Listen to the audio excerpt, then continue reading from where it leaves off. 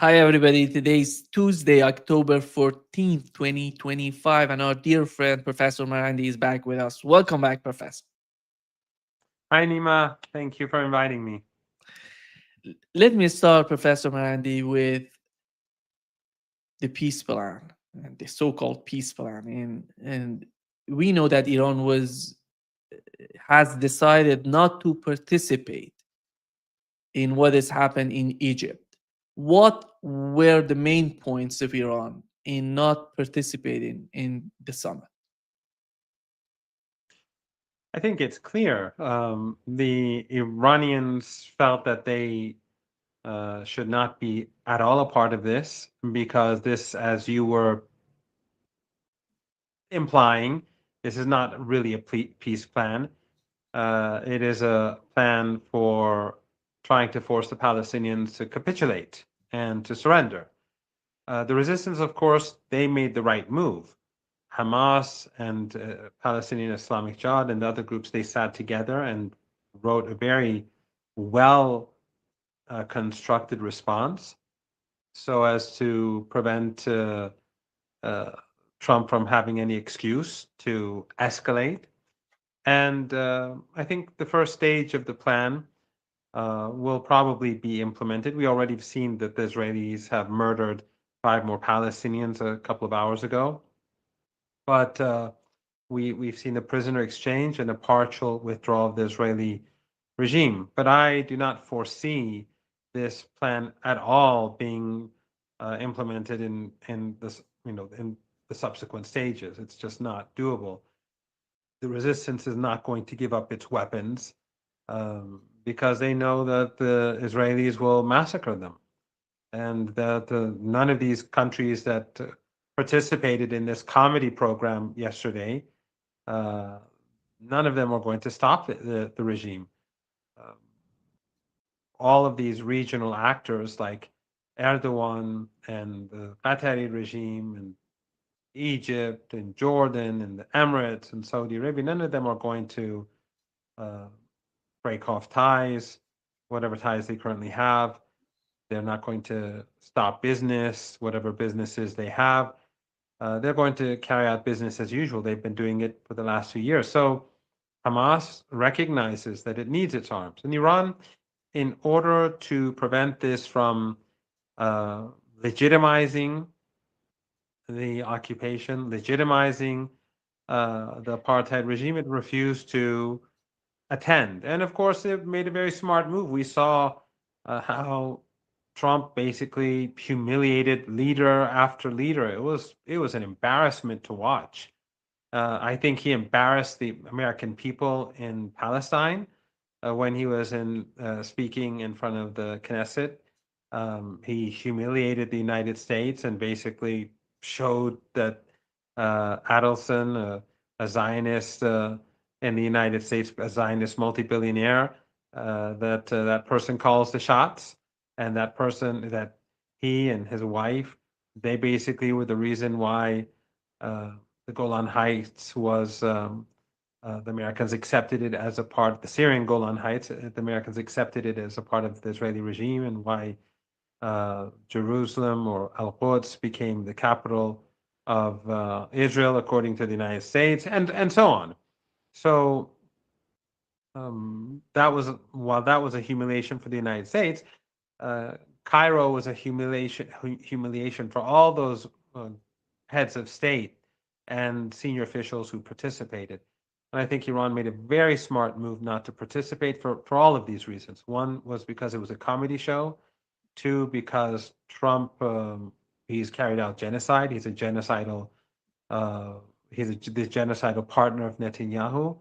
And of course, he carried out airstrikes on Iran in support of Netanyahu. And and it's not a peace plan. It's not a peace plan. This is an attempt to subjugate the Palestinian people. So I think these are more reasons. Each one of these reasons on its own, I think, would have been enough for Iran not to participate. And I think now, I mean, I've been speaking to numerous people today. Lots of people have watched different clips from yesterday, and it's universal that everyone that I've spoken to says said it's a good thing that the president or the foreign minister didn't go. And some people who were insisting over the last few days that the president should go, and they wrote articles in newspapers or on websites, they've been deeply embarrassed. When it comes to the performance of Donald Trump yesterday in Israel, I have Paul Carrick Roberts on this podcast, and we've heard from Tucker Carlson as well that Netanyahu is running the show in Washington when it comes to the Middle East. But it was unbelievable looking at Donald Trump and trying everything from his daughter talking about, she. You cannot believe how can this guy make these things, and you know he was humiliating the position of the United States. And I don't know what was the benefit for Donald Trump to go in that direction, because it shows, just proves that everybody who was talking about Netanyahu running the show in Washington was right. Yes, exactly. He basically proved what Tucker Carlson had said, and that Netanyahu. Well, Tucker Carlson said Netanyahu has been saying that he calls the shots, and he is proving that Netanyahu was right, and that he is indeed calling the shots. And I think one of the humiliating moments was when he said that his daughter forsake Christianity and Christ for the sake of Israel, for the sake of the Israeli regime, for the sake of this genocidal, monstrous regime. It wasn't because she thought that he didn't say because she believed that Judaism was superior to Christianity. He said because she loved, because of her love for Israel. And so this genocidal apartheid regime, this ethno supremacist monstrous regime that has been subjugating the Palestinian people for decades. This regime is the reason why she gave up Christianity for Zionism, and then he goes and literally brags about it in front of the Knesset. I found that disgraceful. I mean, I found that to be beyond disgraceful. Let me say something, because the head of Knesset said something, that Donald Trump is the Cyrus the Great of our time. What, the fellows, Iranian, I'm talking about Cyrus the Great. His fellow Iranians are under attack, under sanctions. They were threatened by the Trump administration. They were attacked by Israelis. And how can they talk about these two? What Cyrus the Great has anything to do with Donald Trump? I don't see that. Trump is ignorant. He doesn't know much about anything. And that is why they play on his ignorance. They're just trying to make him happy and to feel more indebted to them so that he will do as they say. So, it's all about his ego. They know what they're supposed to do. And of course, they control him anyhow. We saw in his speech in the Knesset that, that Netanyahu and the Zionists are in charge. There's no doubt about it. I mean, he even said that, you know, Adelson would call him and say, want to see him. He said, look, I'm the president. This is not how it works, but he'd come. So it just shows that he is not the boss. He's admitting this. He's admitting that these people call the shots. And so, alongside that, they feed his ego, make him feel great. He's obsessed with himself, and all they have to do is try to make him feel that that he's seen as some great historical figure, and that's enough. I mean, his obsession for the Nobel Peace Prize, I think, is an embarrassment. I think by now, anyone who has said, if he had said 1/100th of what he said about the Nobel Peace Prize, it would have been an embarrassment. Everyone knows it, but they keep telling him that you deserve the Nobel Peace Prize. Why? Because they know that's how they can uh, they can make him happy with them and uh, listen to them and do what they want. Some people in Iran, naive people who some of them academics, but very naive people. They think that if Iran did the same, it would change the UN Iran the U.S. Iranian relationship. But of course, that's nonsense. Trump, they feed his ego, but they have to be in the Zionist camp. They have to be on the side of on you know on the side of the Israeli regime. It doesn't work any other way. Yeah, he asked the president of Israel to pardon Netanyahu. And many people, I talk with people who Well, somehow, he's basically declaring that, look, I'm a part of this genocide. He was saying all what sort of weapons we gave, weapons that I didn't even know existed. He's basically, screaming, yelling, saying, "Look, please count me as a partner in this Holocaust. I was a part of this Holocaust." So he's claiming it for himself, which is extraordinary because this is going to go in the history books. We've been discussing this for a long time, but what has happened in Gaza, and what will quite probably continue to happen in future, we'll see, is going to go into the history books as a genocide, as a Holocaust. The Israeli regime will never be able to escape this. This will be remembered for decades to come. They'll never again be able to hide behind the so-called, this so-called anti-Semitism anymore. No one is going to believe it. No one. They cannot use that they can no longer speak about the Holocaust and use that as an excuse for their behavior. It doesn't work. They've destroyed their image and credibility, and people have learned a lot about the Palestine issue over the last 2 years. Many young people, they've been reading and watching documentaries and books or articles about who the Semites are. People now know that the Israelis are from Europe. The Ashkenazi Jews, Netanyahu is Polish. The former defense minister, I think he too is Polish. The president, all of them are from Europe.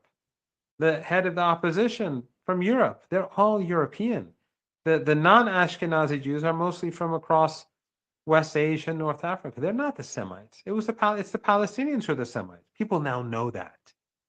Or on the other hand, people now know, they're not going to accept a crime committed by the Nazis in the mid 20th century for the Holocaust in Gaza as an excuse for the Holocaust in Gaza, which is in many ways far worse because it was carried out in front of the eyes of the world, shamelessly.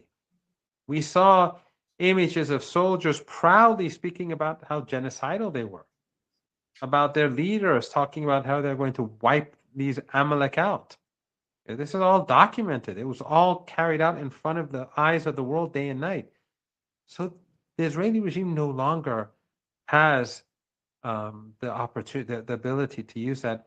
And when Trump goes and tries to claim a role, of course, he's deeply involved. He was deeply involved. When he goes out and says, "Look, I was a part of this Holocaust," it destroys him, and it also puts to shame all those people who went to Egypt. They should, everyone who was there,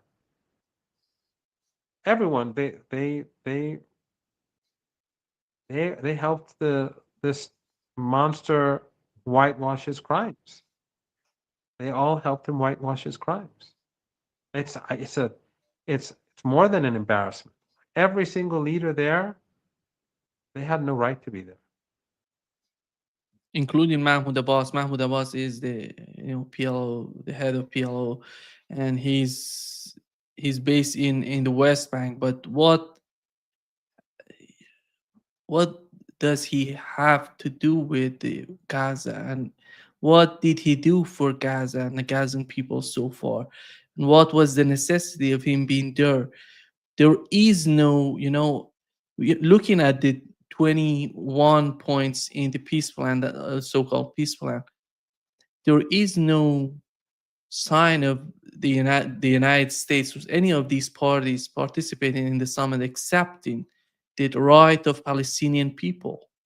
to decide about their future. How can you call that a peace plan, or somehow initiating, a process to initiate a peace plan? When that boss is a jailer for the Israeli regime, he does their dirty work for them. He's been bought off a long time ago, and so to the people around him. During this genocide, he was insulting the resistance, and meanwhile, the Israelis have been taking huge swathes of territory in the West Bank, and he did nothing about it. His his people in the West Bank have been undermined by the Israeli regime increasingly over the past few months, and he's toothless. He has no ability to do anything about it. So his presence there doesn't bother me because he's a nobody. He's nothing. Everyone knows who he is. He's just like those people who collaborated with the apartheid regime in South Africa or Southern Africa, but far worse than them. But what bothers me is that these heads of state of countries across the region and beyond went to Egypt to celebrate Trump, to celebrate this monster who's helped slaughter hundreds of thousands of Palestinians, through starvation. We will gradually know the true numbers, but I think that the deaths are in the hundreds of thousands because many are under the rubble, but more than but the real number is those who died of illness, those who had cancer, for example, or other severe illnesses and no longer had medicine. They all died. Uh, some who may have had injuries, yet later on they became infectious, and then there was no medicine, so they died. I mean, the people who died, or the people who died during the past 2 years, the numbers will show uh, based on what happens in normal societies, how many people have died. But I imagine that the number is uh, far, far more than 60, 70,000. So these people who went there basically were giving him a pass, giving Trump a pass after what he'd done. And we still know that it's not over. As I said earlier, just today, before the show, I read that 5 more Palestinians were murdered. Is anyone going to do anything about it? Or any of these leaders who had that uh, comedy show with Trump yesterday, are they going to do anything about it? Of course not. Actually, Yemenis Houthis said that they reject optimism about the peace plan, and they're boosting their military to get. They want to be prepared to if something happens in Gaza. Do you believe that they're gonna, if they take the hostage, the prisoners, are they gonna get back and again and attacking civilians and destroying? I don't know what else can they destroy in Gaza, but it seems that the final goal would be just removing people from Gaza. What is that? And how can, with all this show going on in Israel, in Egypt, so what if Netanyahu decides the day after getting all these prisoners attack Gaza again? Well, already they killed 5 people today. So why should we have any confidence that they will not stop the killing? Ever since the ceasefire in Lebanon, the Israeli regime requested the ceasefire in Lebanon. And when it was signed with Western guarantors, the Israeli regime then moved into Lebanon and started occupying areas.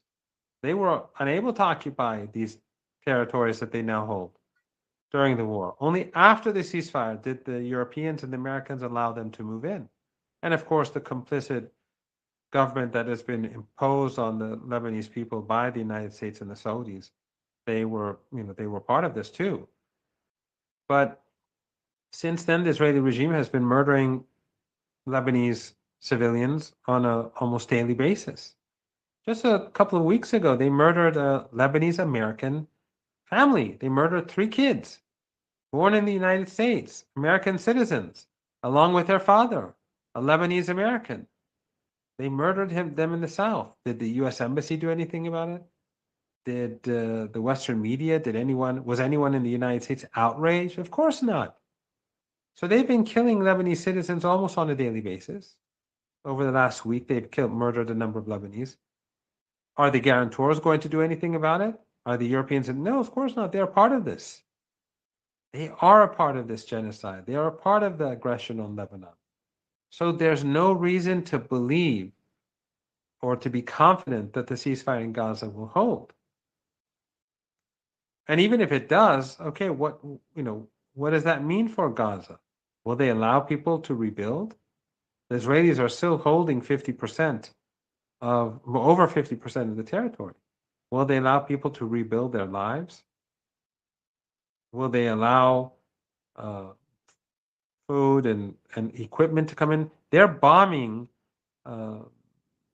machinery in Lebanon to prevent people from rebuilding their homes because they want to ethnically cleanse southern Lebanon. That's their plan. That's their objective. So are they going to let Gaza be normal? I have no doubt that they won't. And Trump will try to disarm the resistance, and both in Lebanon and in Gaza. And of course, his agents in Lebanon and across the region, they'll try to help him get that done. We know, what happened, and that the Erdogan is collaborating. We know that the Saudis, they've been putting pressure on a lot of pressure on the Lebanese government to disarm. Of course, after the bombing of Qatar, Saudi Arabia, the Emirates, they're more concerned than before, and things have changed in Lebanon, at least for the time being. That's a good thing. But in general, the United States is going to put pressure on its regional proxies and allies to allow the Israeli regime to get away with whatever they want. So I'm not optimistic about Gaza, but I think Hamas did the right thing. I think Hamas was very smart. Its allies were very smart. They did the right thing. And I think in the long run, if this genocidal war restarts, it's going to be far worse for the Israeli regime than even before, because the world is simply, they're disgusted. And if this starts again, it'll make people even more outraged because they were hoping that it's over now. And Trump promised that it would be over. So if it is not over, if the Israeli regime restarts the war, then Trump will be humiliated. Again, it will show that he's a nobody, but also the entire world will just be outraged and at a different level than before. Two signs. One of them is that they're not serious about the state of Palestine. The second is that they're talking about reconstruction in Gaza would be after disarming Hamas. It seems that they're not going to do anything to help Gazans. No. A bit of food will come in for a while, and then we'll have to see. Then there will be stalemate. Now, how will that stalemate play out? I don't know. We may have genocide restart in days. It may take weeks. It may take months. It may take a year. I don't know. It may take years. I don't know. I have no idea. But they are going to impose misery on the people of Gaza in a way in which they have not experienced before October the 7th. There's no doubt about that. Whether they restart the genocide or not, probably every now and then they'll kill a few Palestinians. The West will ignore it. Western media will look away for the time being. They'll allow some food in, but do you think they're going to allow them to rebuild their homes and their streets and their schools? And I don't think so.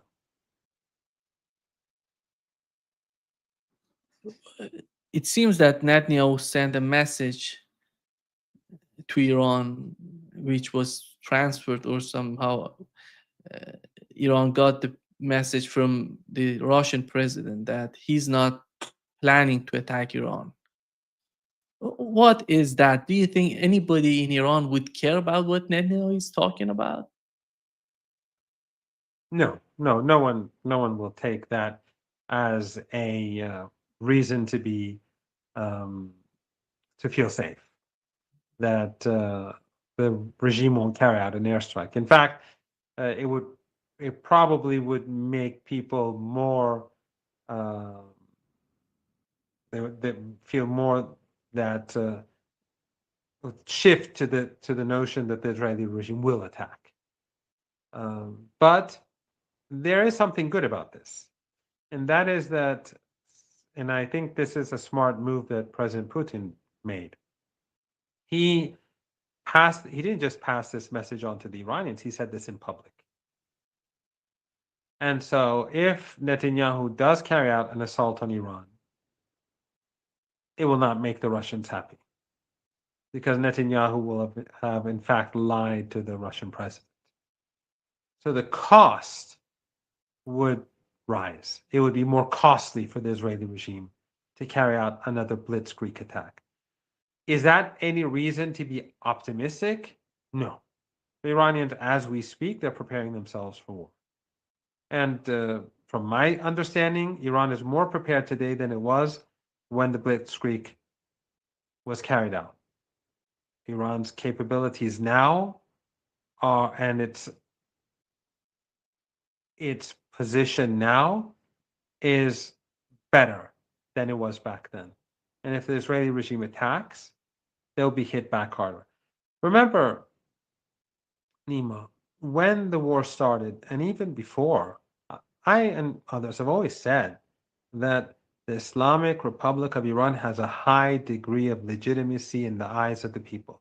These Iran analysts in the West and these Iran experts have always been saying the regime is unpopular, people hate the regime, and they have contributed to the Israeli regime's illusion or fantasy that Iran was about to fall. So they've contributed, they've helped the Israeli regime. They were a reason why the attack on Iran was carried out, even though we knew that no such thing would happen. You know, these people constantly call Iran a regime and how unpopular it is, and they're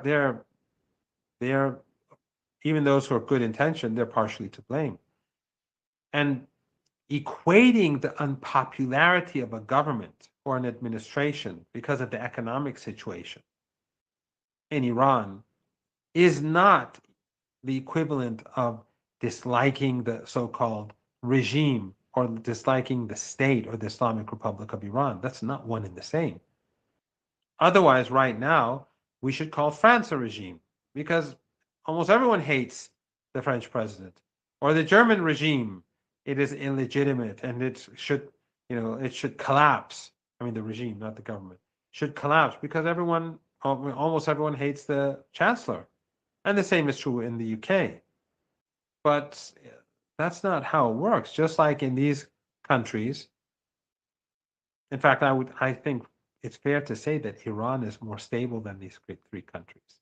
And the Iranian state is more legitimate in the eyes of the population than these three regimes in the eyes of their own people. But the point is, the unpopularity of a government and an administration because of economic woes or whatever does not mean that people are going to go to the streets and overthrow the state and they see it as illegitimate. So many people in Iran are dissatisfied with the government. They're dissatisfied with their economic situation, the majority. But the majority of Iranians consider the Islamic, by far, consider the Islamic Republic of Iran to be the legitimate state. And these people, when the enemy attacks, it's not just that they rally. It's not that everywhere in the world they rally around the flag. When the Americans attacked Iraq, was Saddam able to resist? Did people rally around the flag? They were defeated in Kuwait, and then later on they were defeated. The regime was defeated in the invasion. No, people didn't rally around the flag. When the Americans invaded Afghanistan after 9/11, did people rally around the Taliban? No, the Taliban was easily defeated and they had to flee. So people did not rally around. The same is, and the same is true in other. If people do not see the state as legitimate, they will not rally and protect the state. That's not, the history does not show that. But if they do see it as legitimate, then they will stand up and fight, whether it's Vietnam or anywhere else, or during the attempted invasion of Cuba or wherever. When people see it, the state as legitimate, they'll stand up for it. We knew that would happen. The West miscalculated, but next time around it will be worse because Iranians see that they're more confident in their capabilities now. The 12-day war showed to the Iranian people that their deterrence does work, and that the Israeli regime had to back down, and Trump had to back down. Professor Marandi, I watched an interview of Ali Shamkhani. He's a former, defense minister of Iran, and he's so important, one of the main officials, and in my opinion, and he's so close. He's to the leader of Iran. And when you look at, he said something that was, to me, was something new, that Iran has decided during the 12-day war, Iran didn't decide to get all in and destroy Israel and defeat Israel. Iran has decided to punish Israel. That was the goal. What is that code? What does that mean, in your opinion? Well, he was not just the Minister of Defense. More importantly, he later served as the chair of the Supreme National Security Council for, I think, a decade, until, I think, 3 years ago. So you're right, he is an important figure. And he was one of the people assassinated by the Israeli regime. They targeted at his home. They tried to kill him. Yeah, I think we discussed this probably. Maybe I've discussed this before. I don't know if we discussed this together. But after the war, some people were saying, why didn't Iran continue? Iran didn't continue because the objective of Iran was to defeat the regime, but not to create a bloodbath in the region. For Iran, the objective is for the Israeli regime to gradually implode from within. Whether Iran fires 20 missiles, or let's say, I don't know how many hundreds of missiles Iran fired, if it fired 100 more missiles or 200 more missiles, there would have been more damage, but the Israeli regime would still be there. What Iran wanted to do was to show the weakness of the regime. Also, it wanted to preserve its strength because it did not know how long this war was going to last. During the war, I myself didn't think it would be so short. I thought the Israeli regime was going to continue for a very long time. And so the Iranians didn't know, how far they should go, how hard should they hit, how many missiles they should use, and that sort of thing. But also the objective is death by 1,000 cuts. That is the objective. The objective is to weaken the Israeli regime. In the West, they like to say that Iran and the axis of resistance has been weakened. If you look at the points scored by the two sides, the Israeli regime lost. Whether in Lebanon, when you put it together, Lebanon, Gaza, Yemen, and Iran, the Israeli regime has lost because it has lost its legitimacy in the eyes of the world. Its economy is in tatters. Its people are, have suffered. But the most important thing is that it's lost its so-called its perceived legitimacy in the eyes of the world. So they're the big losers in all this, not Iran. And the thing that will ultimately defeat the Israeli regime, the thing that will ultimately bring an end to the regime, are the actions of the regime itself. That is, you fire a few extra missiles, people across the world feel very good about it. I understand that. Across the world, people were cheering Iran. We saw that. We saw people make songs about Tel Aviv and so on in China, in the West. Hundreds of millions of people watched and listened to these songs. Yes, true. But at the end of the day, what is going to bring down the regime is the regime's being humiliated in the eyes of the world and being humiliated on the multiple battlefields. Each Palestinian death, each murder is another nail in the coffin of the Israeli regime. Netanyahu history, I'm very confident that history will show that Netanyahu and the current regime in Tel Aviv, that they're the ones who will have initiated the destruction of Israel. But it is not going to be destroyed by a few extra missiles. If they strike Iran again, Iran will hit back harder. Iran is much more prepared now.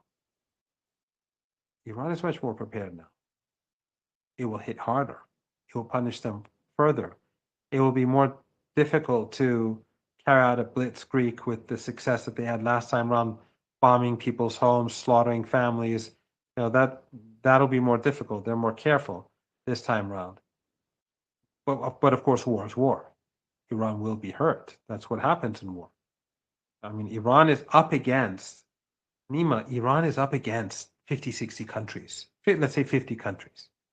The entire West is with the Israeli regime. They are with this genocidal monster.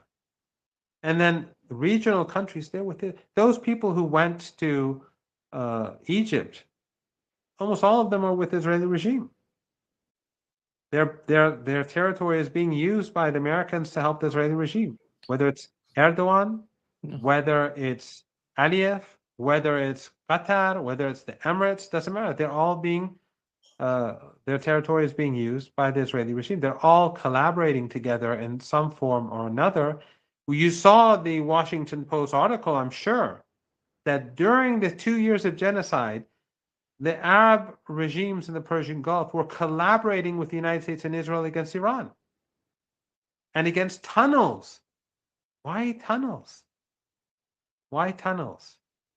So, Iran is not fighting the Israeli regime. It's not fighting the Israeli regime in the United States. It's fighting against its allies and its collaborators. Those collaborators, whether they are in a NATO regime, or whether they are in the Persian Gulf, or whether they are to the north or a part of Iraq, they're still collaborators. So the Iranians have to take all of these into account.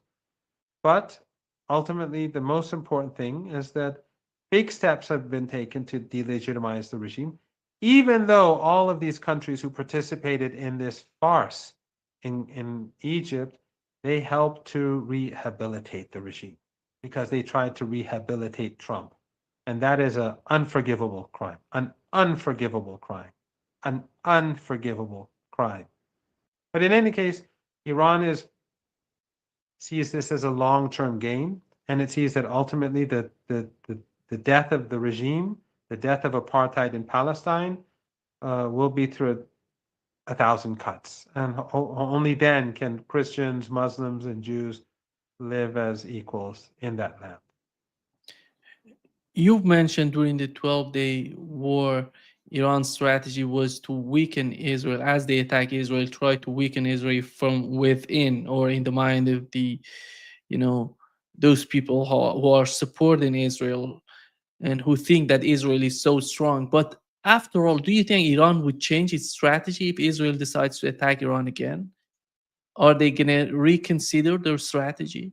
Because the main goal, we know that Iran has decided not to attack any of these Arab states in the region. Iran has decided to go in that direction. Iran has decided to limit the number of missiles going to Israel because of some strategic reasons. But how about that? Are they going to change, or is Iran in the process of changing that strategy if Israel attacks again?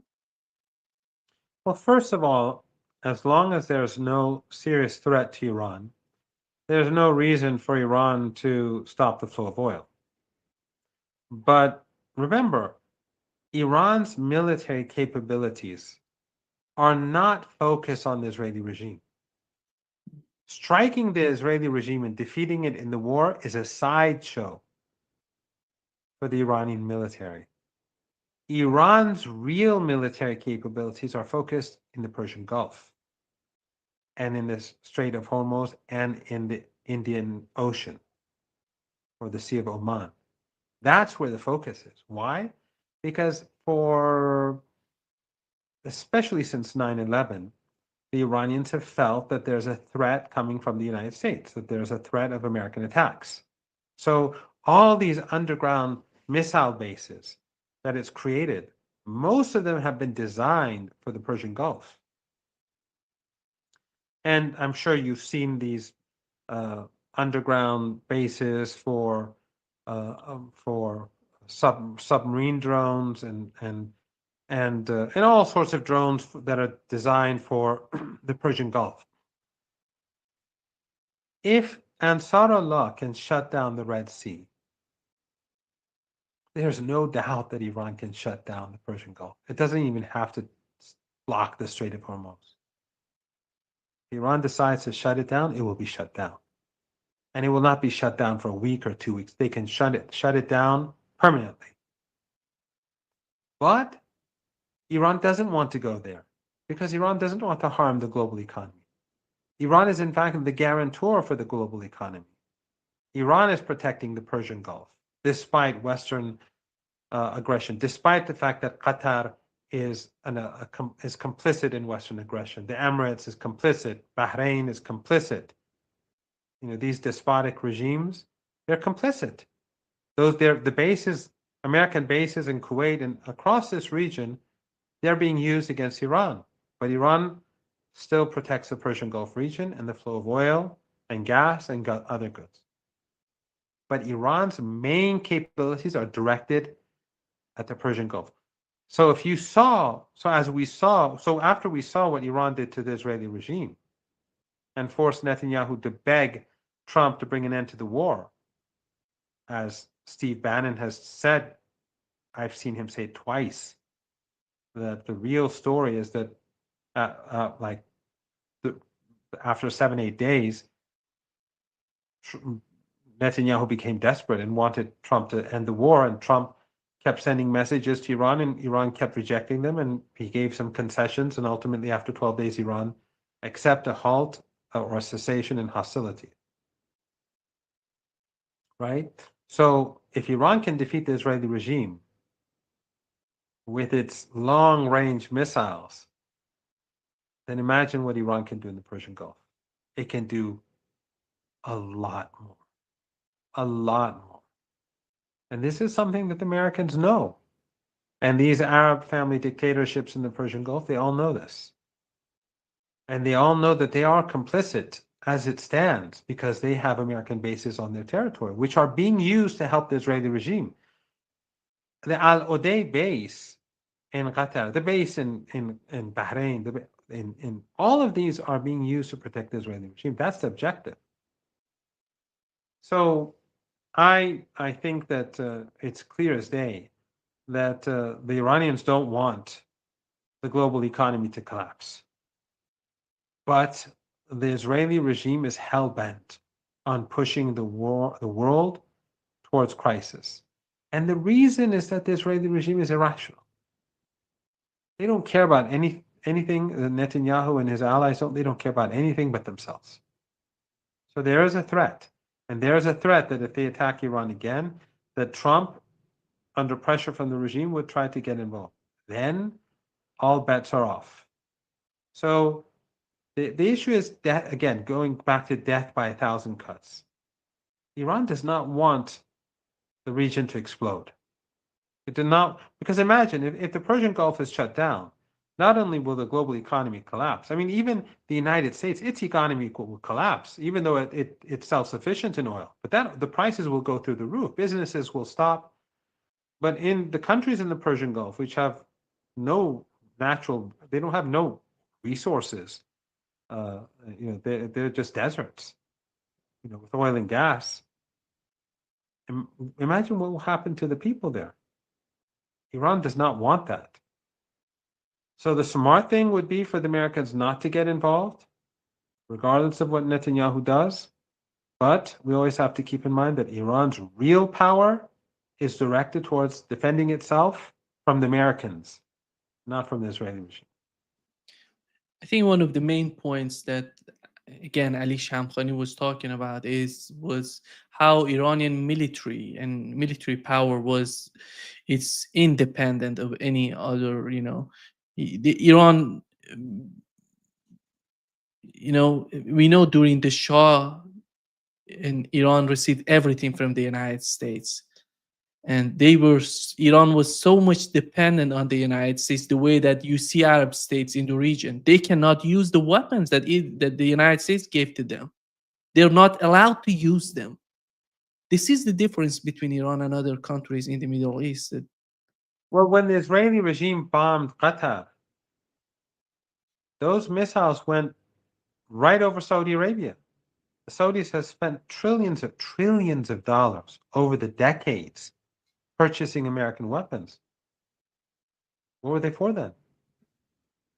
They don't know how to use them. They don't have control of their weapons. The same is true in Qatar. The Al Uday air bases was nearby. Someone wrote or said that the Americans were focused on Iran, so the radar was directed towards Iran and the missile. That's nonsense. The Americans don't let the Qataris defend themselves. It's for them to decide if they're going to be defended or not. Of course, when they tried to defend themselves, the Americans and the Qatari regime from Iranian missiles, they failed. 6 of the 14 missiles struck their targets, and we later saw the images. But these countries are not independent. They just spend money, just like the Qataris want to set up an air base in the United States. It's just another way to milk Qatar. Why would anyone build an air base somewhere in some tiny country, a dot on the map called Qatar, open an air base in the United States? It's just a way to spend more billions of dollars in the United States and fill the pockets of American contractors and that sort of thing. Yeah.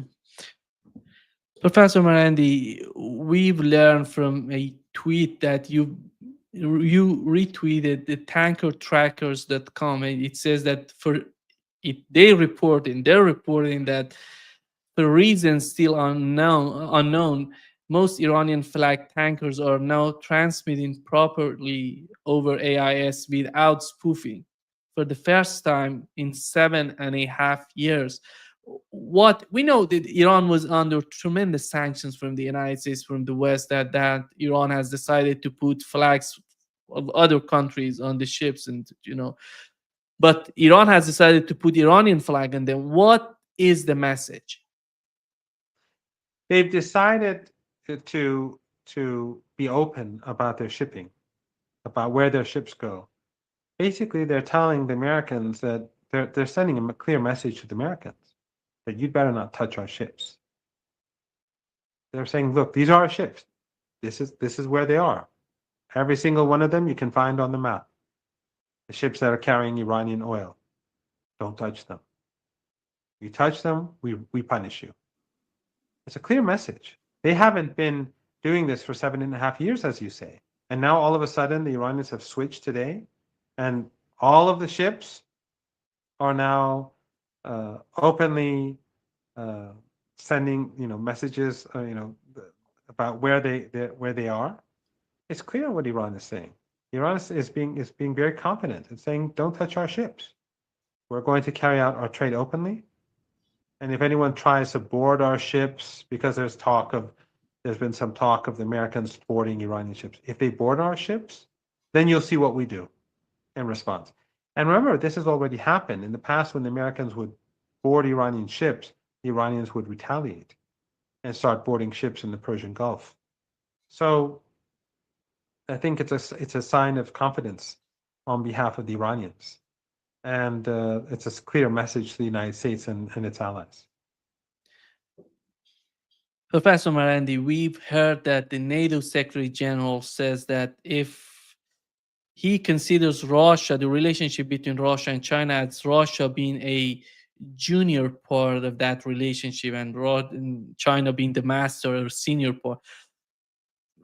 Do they really understand the reality of the relationship? Because when it comes to Iran, Russia, and China, and this sort of relationship, this is new to their mind.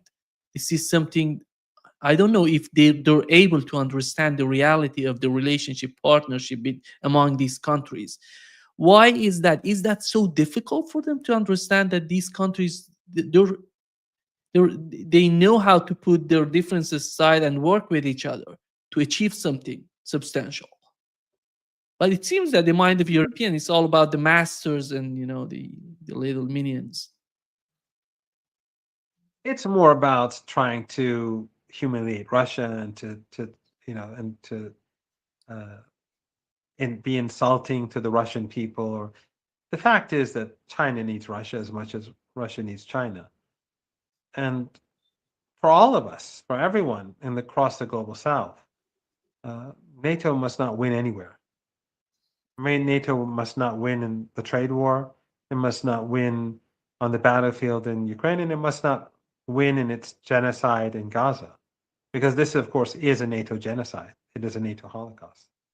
The Israeli regime is a part of this NATO apparatus, and I think for Erdogan to even be a part of NATO is an insult to the people of Turkey, but for these reasons. But uh, this is not a master-slave relationship, or this is not a subordinate or a hierarchical relationship that exists between Russia and China, just as it's not the case with Russia or Iran and China. The Chinese know that the Israelis are, if they win and destroy West Asia, that the United States controls West Asia. And that is a threat to China. And the Russians also know that they'll be surrounded by the United States from the south. And if Russia is defeated, that would mean the expansion of NATO. That would mean the presence of NATO in the Caucasus for Iran. So, the United States is an aggressive regime. NATO is a dangerous and evil organization, and the member regimes are not our friends. I mean, the people are our friends. People of Turkey love Palestine, but the regime is not a friend of Palestine. It's not a friend of the global majority. It's a part of NATO. We saw Trump actually say that Erdogan was there always for him. I tweeted that also today. He's always been there for him. I think that's a huge embarrassment to have that dubious honor. So no, it's not China knows that if Russia loses, then Trump wins. So a strong Russia is good for China. A strong China is good for Russia. Strong Iran is good for China and Russia. It's obvious. And the same is true for Iran. And this is true for the whole global South. India recognizes that. Brazil recognizes that, because everyone sees how the West behaves. They will not accept them as equals. That is what the whole Holocaust in Gaza is all about. Palestinian people are not important. You saw the collective West, the media, talk about 20 Israeli hostages for 48 hours, for 72 hours. They were talking about day and night. And then what were they? 20 men who could all served in the army or were serving in the army. But you had thousands of Palestinians, which included women and children, who were being held hostage. But the West didn't care. None of these journalists in the BBC, at CNN, the Washington Post, the Guardian, that was not their focus. Why? Because they're racist. Because they're hierarchical. Nothing. In fact, they are more crude today in their racism than they were over the past century. They've gone back to the era before the white man's burden. This is just crude and brutal imperialism. Just, crush them and move forward. That's what it's now about. There's no more pretenses about human rights and human dignity and, women's rights or freedom of speech. The masks have been removed. this is where we are today. So yes, the global South is on its guard. They're careful, and that is why those leaders who went to Egypt yesterday, they they have hurt the global majority. They've assisted empire. They've assisted this dying empire. They've tried to give credibility to Trump for whatever reason, even if it was for selfish reasons for their own regime to get some concession from Trump. It was a grave injustice that was carried out in Egypt. Professor Marandi, before wrapping up this session, how do you find Hezbollah after a year of, we had the anniversary of the assassination of Sayyid Hassan Nasrallah. How do you find the position of Hezbollah militarily and politically today? They're much stronger today than they were after the ceasefire. They have huge popularity. We saw the scouts gather in Beirut at a stadium, 70-some thousand. A record was broken in the world, in this small country. They are resilient. And Hezbollah has been, the truth has been exposed. Those regimes like Qatar and the Erdogan regime and these oil and gas, other oil-rich regimes in the region, who for years were using sectarianism to hurt Hezbollah, as they were supporting ISIS and Al Qaeda at the behest of the Israelis and the United States. They've all been exposed now. They've all been exposed. We saw Jolani in the United States with Petraeus, and how Petraeus, one of the most evil people around, was saying, "I'm one of your biggest fans, and do you sleep well at night?" Everyone who is intellectually honest knows the truth about Syria now. Anyone who is intellectually honest knows that Sayyid Hassan Nasrallah was not 95% right. He was 100% correct about what was going on in Syria. And those who destroyed Syria, they helped the Israeli regime. They helped the Americans. They helped NATO against the Palestinian people. Those who are intellectually honest, who've opened up their eyes, hopefully they'll make up for it. Those who want to keep their eyes closed, let their eyes remain closed. We don't need them. But Hezbollah today, the world knows who they are. They made huge sacrifices for another people, not even for their own people, for another people, to help the people of Gaza. The resistance in Gaza, Hamas and Islamic Jihad, they were defending themselves and their people. Hezbollah willingly made sacrifices to help protect Gaza, to draw away the Israeli armed forces for a whole year.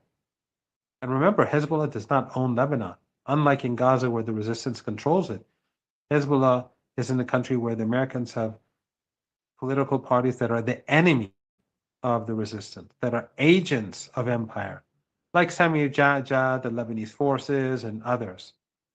These genocidal monsters who carried out the massacre in Sabra and Shatila and others. So Lebanon is not controlled by Hezbollah. They're constantly being stabbed in the back. It's much more difficult for them to fight in Lebanon than it is for Hamas to fight in Gaza, because Hamas controls that territory. Hezbollah gave huge sacrifices. It is a shining star of humanity. So is Ansarullah. And today it is much stronger because it has learned of what capabilities the Israeli regime has, what its weaknesses are. And the Israeli regime today is much weaker than it was in October 2023. It is much weaker, and Hezbollah is regrouping. Hopefully, the Israeli regime will not make the stupid mistake of attacking Lebanon, but the world will not tolerate this anymore. The world is sick and tired of the Israeli regime. We saw the huge protests in Italy, in Spain, and the world has risen up. That's one reason why Trump put forward this so-called peace plan. Otherwise, why would he put forward this fake peace plan? Why didn't he just let Netanyahu finish the job? Because things were going very bad. on the ground and across the world. Yeah, not only outside of the United States, we had Steve Bannon talking about if Israel wants to attack Iran, go ahead and do it by yourself. We're not going to be there for you anymore. Exactly. And you see that after Charlie Kirk was killed, fingers immediately were pointed at the Israeli regime, regardless of who did it. But that's just how deeply despised the regime is now. Even among its most hardcore supporters in the United States, you see that that support is collapsing. Thank you so much, Professor Marandi, for being with us today. Great pleasure, as always. It's an honor, Nima. Thank you.